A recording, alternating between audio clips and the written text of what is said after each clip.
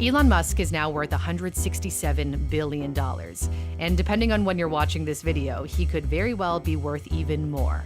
Despite all the five-star hotels he could sleep in, the Tesla CEO chooses to sleep at his factories, not just now and again, but often.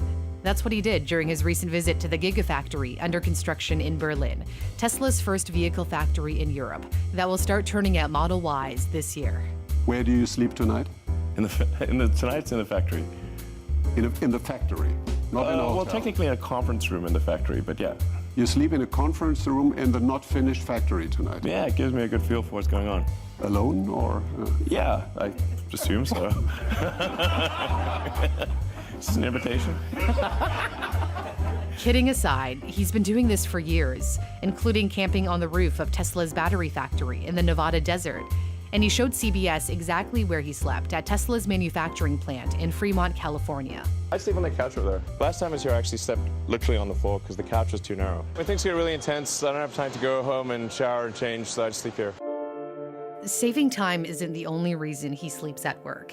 It's just his style. He explains that he doesn't want to be one of those CEOs in an ivory tower, far removed from the hardships his employees face on the front line.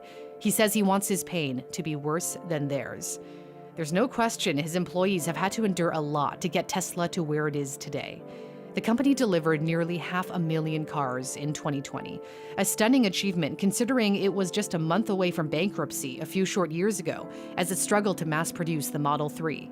In 2018, Tesla planned on producing 5,000 Model 3s every week, but only managed about 800 a week in the first 3 months of that year. Frankly, we're going to be in production hell.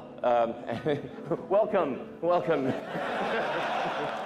Part of the problem was that Tesla relied on too much automation, or too many robots, too early, and any issue would cause the entire assembly line to stop. The human staff was also overworked, exhausted, and according to a report in The Guardian, even passing out on the factory floor.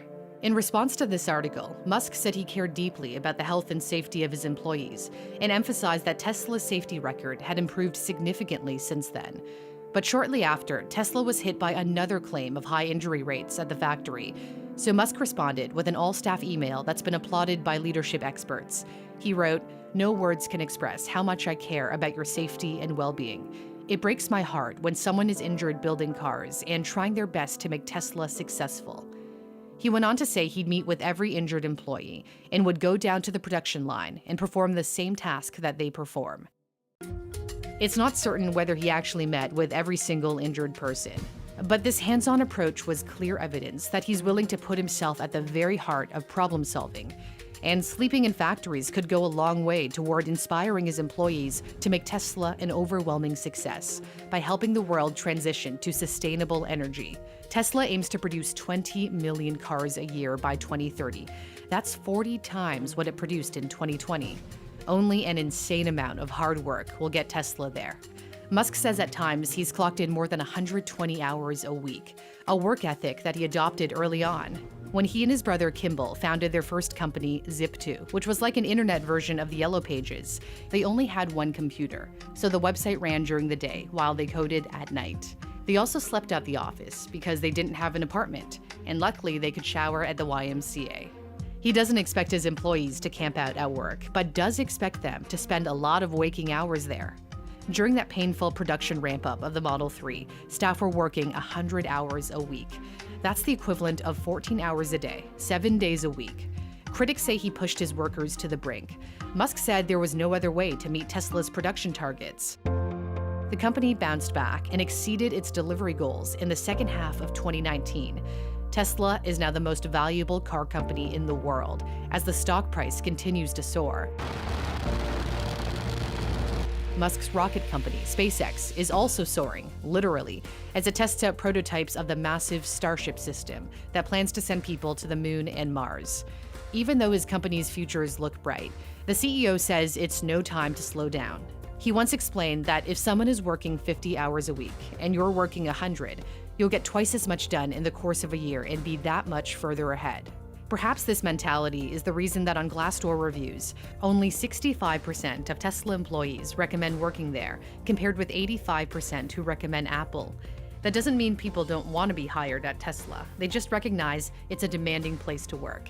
As Musk himself has admitted, there are way easier places to work, but nobody ever changed the world on 40 hours a week. So his couch sleeping will probably continue, though he might find it somewhat more comfortable now.